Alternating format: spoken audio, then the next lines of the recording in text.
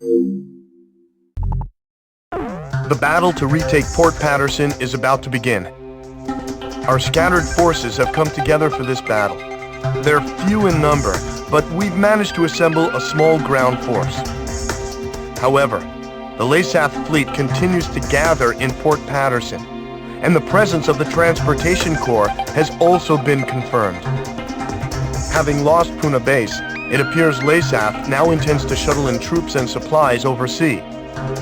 If any more ships dock at Port Patterson, enemy strength will become more than our ground troops can handle. In order to prevent this, we need you to launch a preliminary strike on Port Patterson. Destroy all enemy supply vessels, landing ships, and freighters. In particular, try to keep as many enemy landing ships from entering the port as possible. Battle supplies must not reach the enemy. The number of enemy landing ships inside the port will be displayed on the MPG in the upper right-hand corner of your HUD. If the MPG reaches the max level, our forces will no longer be able to retake Port Patterson. This time, a substantial enemy counterattack is to be expected. It seems the loss of Puna Base has put them on guard. Please be careful.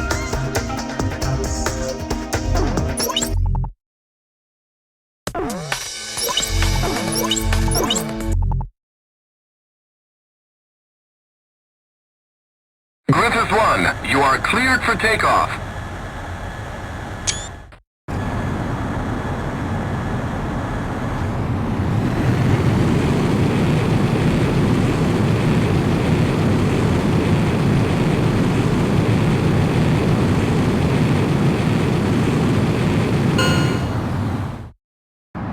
Gryphus 1, altitude restrictions canceled. Return to your mission. Good luck.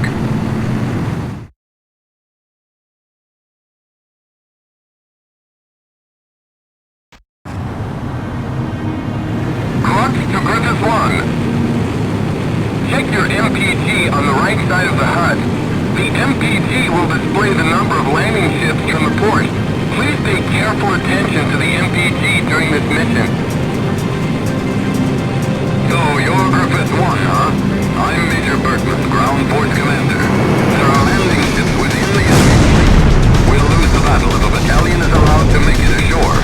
Do not allow more than 3 landing ships to enter the port. We'll be risking our necks out here with you. Let's take back Port Patterson. Oh! Wait, I got something on radar. Put the city on high alert. I don't want to see so much as a kitten out on those streets. Just make sure that bridge is raised.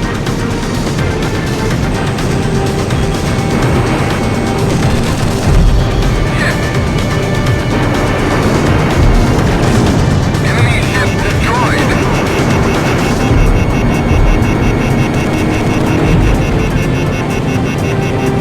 EA guns destroyed. Your altitude is too low.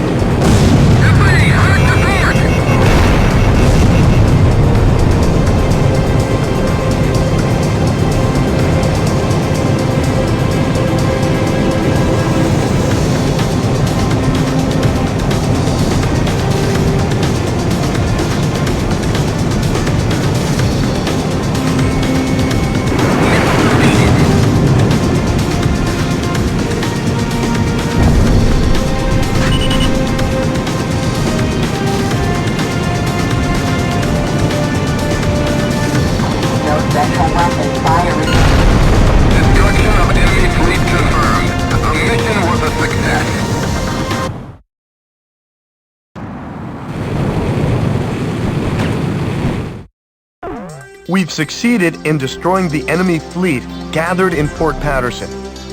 Our ground troops scored a major victory by using the chaos caused by our attack to storm in and secure the port. We freed Port Patterson from the hands of the enemy. It's still kind of hard to believe.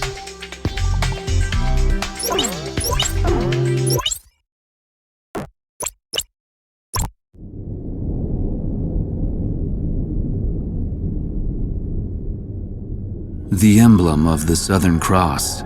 It was on that very day that the aircraft bearing the mark of the Southern Hemisphere brought about the defeat of Laysath forces. But the story barely made the news, and the army showed no apparent reaction. Almost nightly, Laysath's commanding officer, Diego Gaspar Navarro, plays host to grand banquets within Gaia's Tower. This evening, he is once again proudly trumpeting the glory of his airborne fortress. I've heard the speech so many times, it feels like I wrote it. Which, in a way, is a good thing, because it lets me concentrate on enjoying the food instead. As I gazed out the window at the night sky, I felt as if even the phases of the moon were somehow at odds with those of the Northern Hemisphere. The words of a fellow reporter, who fancied himself a connoisseur of fine wine, really got me thinking about the price of the glass of wine in my hand. One glass of it is roughly equivalent to several years of a Laysathian citizen's salary. Haven't the long years of civil war left Laysath an impoverished and war-torn nation? Whatever the case, much is unclear about the flow of money in Laysath. Ever since I arrived here, I've only covered stories the military had approved. However, this particular mystery just might be worth investigating on my own. The idea was nothing more than the product of an idle mind. At least at the time.